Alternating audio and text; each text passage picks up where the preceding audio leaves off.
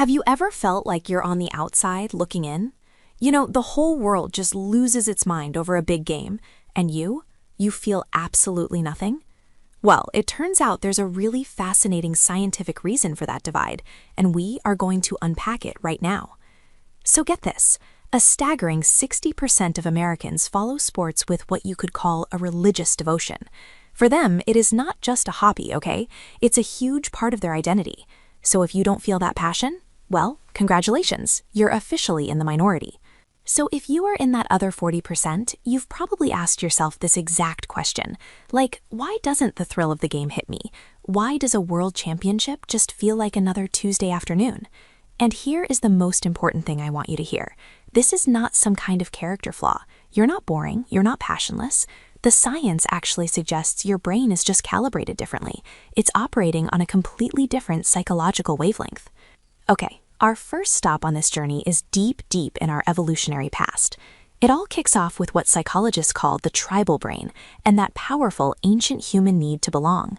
So think about it. Sports teams are basically just modern tribes, right? Only with way better merchandise. When a fan watches their team, their brain releases oxytocin. Yeah, the same love hormone that bonds you to family and friends. It literally tricks them into feeling this deep, clan-like connection to total strangers playing on a field. And that really gets to the heart of it. For fans, a huge chunk of their identity is often wrapped up in that group. But for non-fans, that tribal instinct might just be a little weaker. You're more likely to be individualistic, feeling totally complete without needing to belong to something bigger in that specific way. Your sense of self is just built on a different foundation. But it's not just about belonging, oh no, it's also about reward. And that brings us to the brain's most powerful chemical currency, dopamine. For fans, watching sports creates this incredibly powerful addiction loop. The secret ingredient? Unpredictability. Psychologists have a name for it, intermittent reinforcement.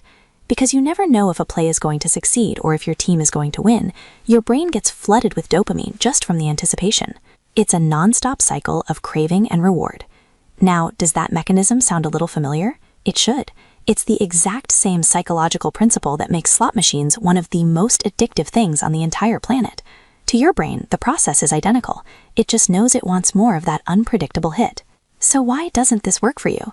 Well, it's pretty simple. Your dopamine system just doesn't get triggered by watching other people compete. And this probably isn't a choice. In fact, research from the University of Chicago suggests it could be linked to tiny variations in your dopamine receptor genes. Your indifference might literally be in your DNA. So does all this mean you lack empathy? Absolutely not. It just means your empathy is pointed somewhere else. In fact, a 2021 study found something pretty fascinating. People with a low interest in sports consistently score higher on a major personality trait called openness to experience. Now, this isn't about being better or worse, not at all. It's just a fundamental difference in where you look for novelty and emotional connection. So if that emotional energy isn't going into sports, where is it going? Well, it's often directed towards things like this. You're getting the exact same feelings of connection, of transcendence, of meaning that a fan gets from a championship game, but you're finding it in a piece of music, a social cause, or just a really deep conversation. And ultimately, this all comes down to the basic human need for a good story. Both fans and non-fans are searching for compelling narratives. We just look for them in very different places. For fans, the story provides something psychologists have a great name for, burgeoning. It stands for basking in reflected glory.